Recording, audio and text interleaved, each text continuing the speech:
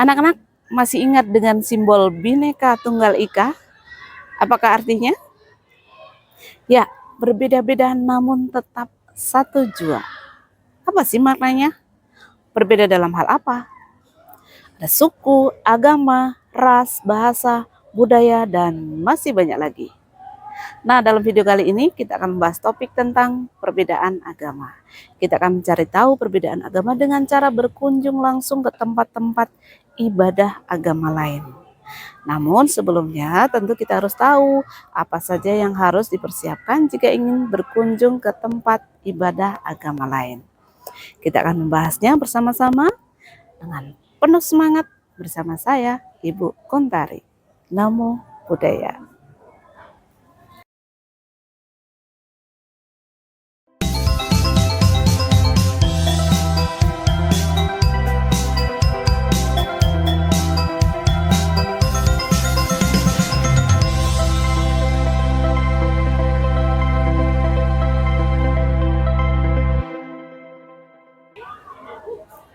Bangsa Indonesia adalah negara dengan keragaman etnis, suku, budaya, bahasa, dan agama.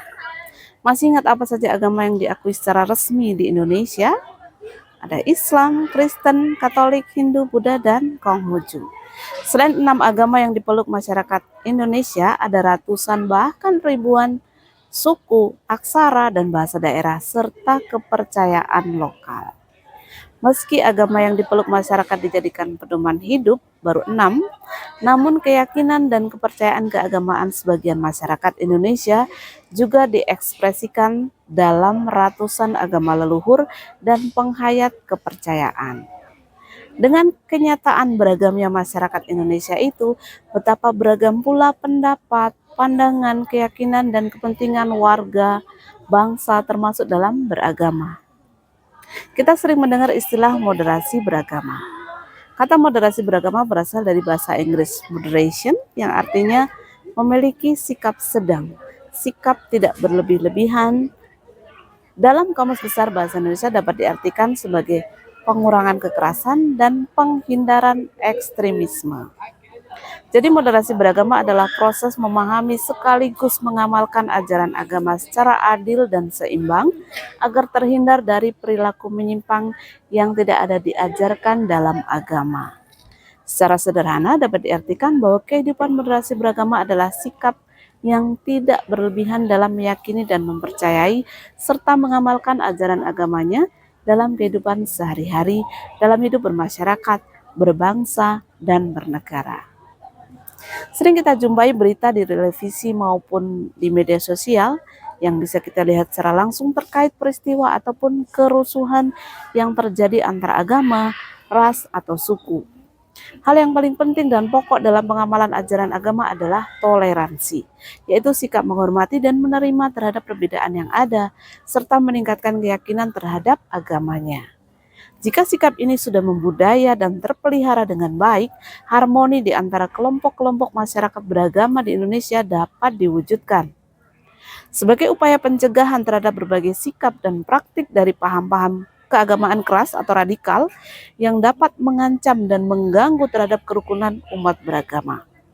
Moderasi beragama menjadi modal keutuhan bangsa Indonesia dan bagian tak terpisahkan dari sikap dan praktik keberagamaan.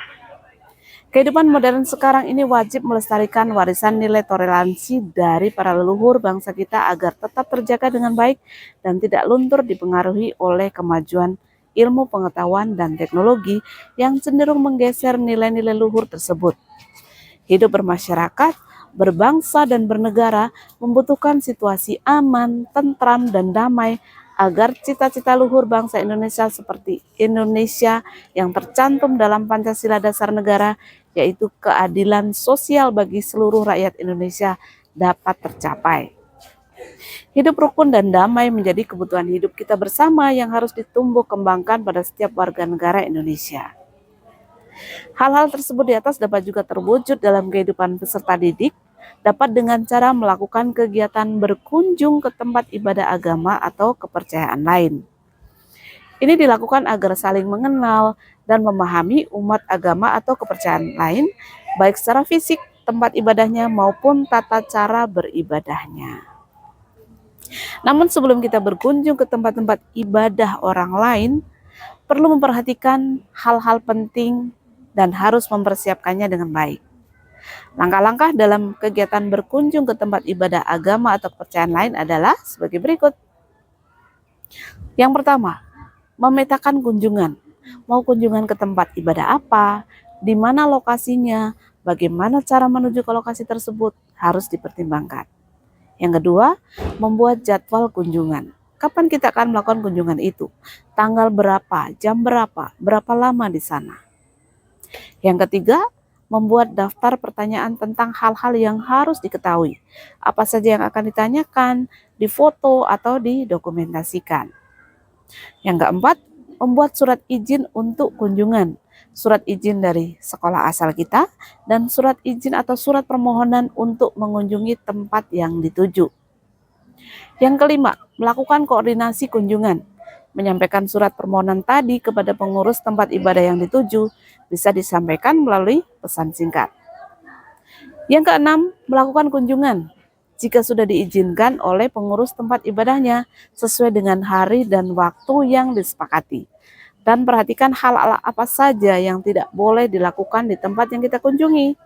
Melakukan kunjungan secara efektif dan mengambil dokumentasi dengan seizin pengurus tempat ibadah tersebut. Yang ketujuh, membuat laporan kunjungan. Dan yang kedelapan, melakukan evaluasi.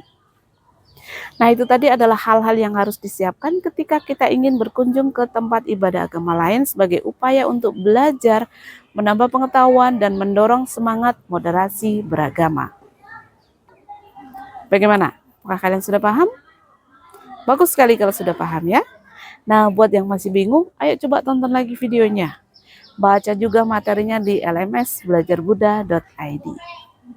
Dan sampai jumpa dalam video berikutnya. Selalu bersemangat belajar dan berbuat baik dimanapun kita berada. Sabi satu bantu sekitata, semoga semua makhluk hidup berbahagia. Sadu, sadu, sadu. Namo Buddhaya.